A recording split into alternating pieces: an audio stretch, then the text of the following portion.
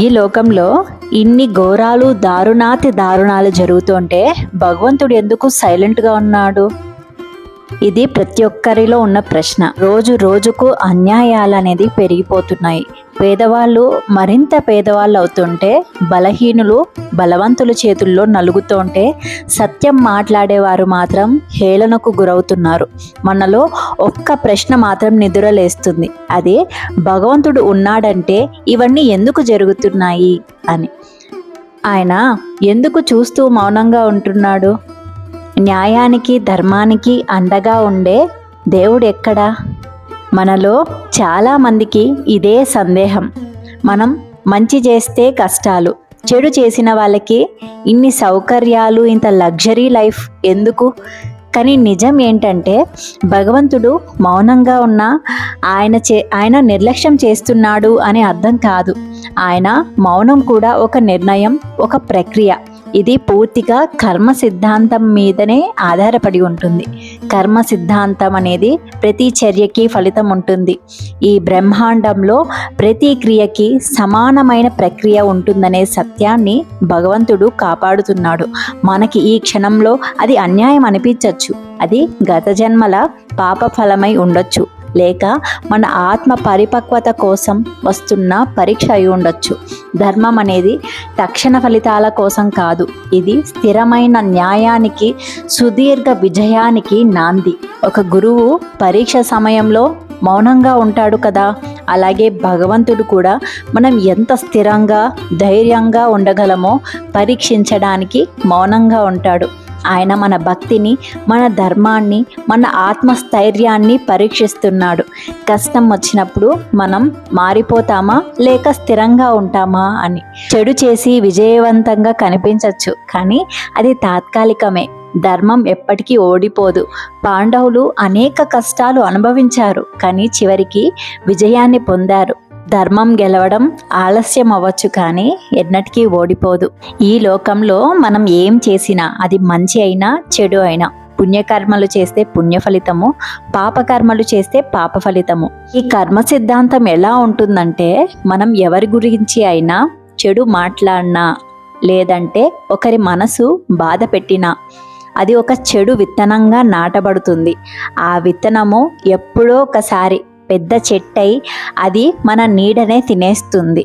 అలా మనం మంచి చేస్తే మంచి ఫలితము, చెడు చేస్తే చెడు ఫలితాలు తిరిగి మనకే ఎదురవుతాయి. కర్మ ముందర తల వంచాల్సిందే. మనము 10 మందికి బాధ కలిగించేలా మాట్లాడామనుకోండి, ఆ బాధ మనల్ని ఏదో ఒక రూపంలో వెంబడిస్తుంది. ఒక్కసారి కాదు, మనం మారే వరకు. కర్మ దేవుడు లాంటి బోధకుడు, మనకు గుణపాఠం చెప్పే గురువు. ఎవ్వరూ లేకపోయినా కర్మ తప్పకుండా నేర్పిస్తుంది. అంత శక్తి ఉంటుంది కర్మకి. ఒక క్షణం కూడా విడిచిపెట్టదు. మనం ఏం చేశామో చూపిస్తుంది. మనం మంచి చేస్తే మంచి కర్మ, చెడు చేస్తే చెడు కర్మ. కర్మ నెగిటివ్కి మాత్రమే కాదు, పాజిటివ్కి కూడా పని చేస్తుంది. మనం ఎవరికైనా సహాయం చేశామనుకోండి, ఒక చిరునవ్వు ఇచ్చినా ఒక నీడలాగా తిరిగి ఇస్తుంది మనకు. ఒక మంచితనమే మనకు రక్షణ కవచం. మనము ఎవరికి భయపడాల్సిన అవసరం లేదు, కర్మకు భయపడాలి. ఎందుకంటే అది పాపం చేసిన వారిని వదిలిపెట్టదు. క్రమం తప్పకుండా వస్తుంది, ఆలస్యమైనా ఖచ్చితంగా వస్తుంది. అన్నీ మర్చిపోయినప్పుడు, జీవితం ప్రశాంతంగా అనిపించినప్పుడు అది తలుపు తడుతుంది. అప్పుడు శక్తులు, స్నేహితులు, డబ్బులు ఏమీ ఉపయోగపడవు.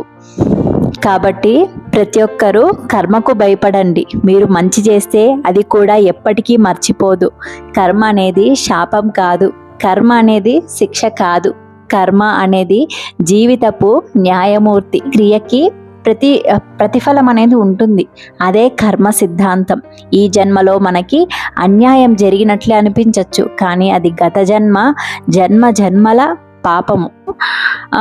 ఒక బిడ్డకి ఆరోగ్యం బాగాలేదనుకోండి, తల్లి మందు వేస్తుంది. అప్పుడు బిడ్డకి కొంచెం కష్టంగానే ఉంటుంది, కానీ ఆ తల్లి బాధ పెట్టాలి అని అనుకోదు కదా బిడ్డని. ఆరోగ్యం కోసమే వేస్తుంది. అలాగే భగవంతుడు కూడా ఆయన చేసే చర్యలు మనకి మౌనంగా ఉన్నాడు అని అనిపించవచ్చు, కానీ ఆయన ప్రేమ మనకు కనిపించదు.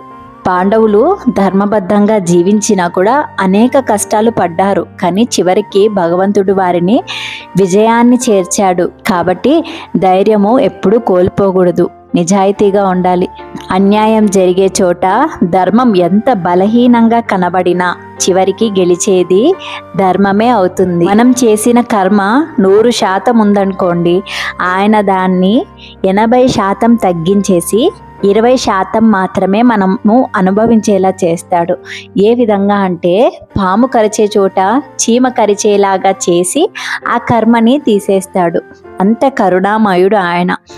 కాబట్టి మనం జీవించినంత కాలము భగవన్ నామస్మరణ మాత్రమే ఈ కర్మల నుండి ఈజీగా అలవోకగా మనము బయటపడేలా చేస్తుంది. జై శ్రీ గురుదేవ దత్త. సర్వం శ్రీ దత్తార్పణమస్తు.